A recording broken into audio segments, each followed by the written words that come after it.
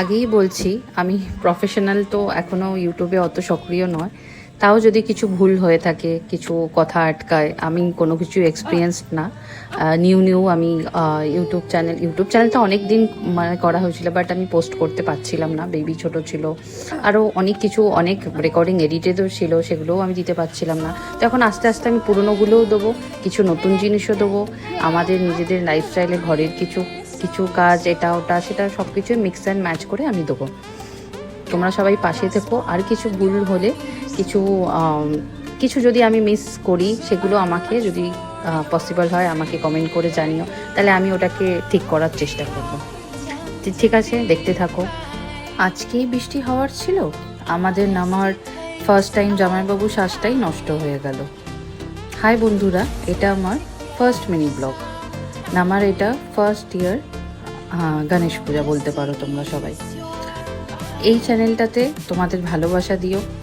আমি একটা নতুন জার্নি স্টার্ট করছি, যেরকম পসিবল হবে একটা মিনি ব্লগ আমি দিতে থাকবো উইকলি হিসাবে। সকাল সকাল আমরা বেরিয়ে পড়েছিলাম আমাদের সোসাইটিতে গণেশ পূজাতে। এটা আমাদের ফার্স্ট ইয়ার গণেশ পূজা ছিল। পুষ্পাঞ্জলি দিয়ে মা ছেলে সাথে একটু খুনসুটি করে নিল। আমাদের সোসাইটিতে এটা আমাদের ফার্স্ট পুজো, তাই আমিও অনেক এক্সাইটেড ছিলাম। আমরা সবাই আড্ডা দিচ্ছিলাম, অনেক বন্ধুবান্ধব সবাই আমাদের এখানে সব একসাথে আমরা আড্ডা দিচ্ছিলাম। কিছুক্ষণ আড্ডা দেওয়ার পরে ইভিনিং টাইম বাড়ি আবার এসে আবার সব কাজ সেরে আবার আমরা ইভিনিং টাইমে প্যান্ডালে আড্ডা দিতে চলে এলাম। ইভিনিং টাইমে বেশ কিছুক্ষণ আড্ডা দেওয়ার পর এখানে অনেক কিছু হচ্ছিল।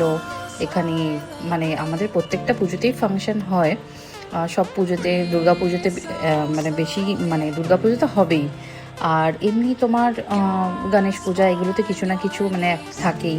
বাচ্চারা নাচ গান করে, বড়রাও পার্টিসিপেট করে, এগুলো তো চলেই।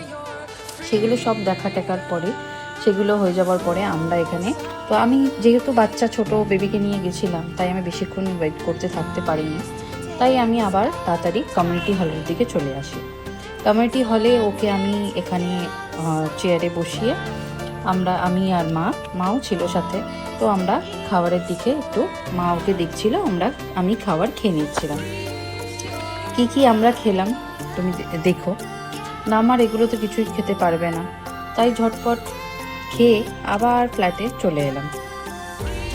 তো কেননা ওর তো কোনো কিছুই এখানে কোনো খাবার ওর মতো কিছু নেই, সবই ঝাল আছে, এটা আছে, ও খেতে পারবে না, এখন তো অনেকটাই ছোট। এই চ্যানেলে করার উদ্দেশ্য হলো নিজের কিছু ভালো লাগা আর মাদারহুড জার্নি, লাইফস্টাইল এর সব কিছু ছোটো মুহূর্ত মেমোরেবল বানানো। তোমরা যদি পাশে থাকো তাহলে এই জার্নিটা আরও অনেক পসিবল হয়ে যাবে, ভালো লাগবে। আর তোমাদের কেমন লাগলো কমেন্ট করে অবশ্যই জানাবে। আর তোমরা সবাই পাশে থাকলে আবার আসছি আমি next blog. Thank you for watching.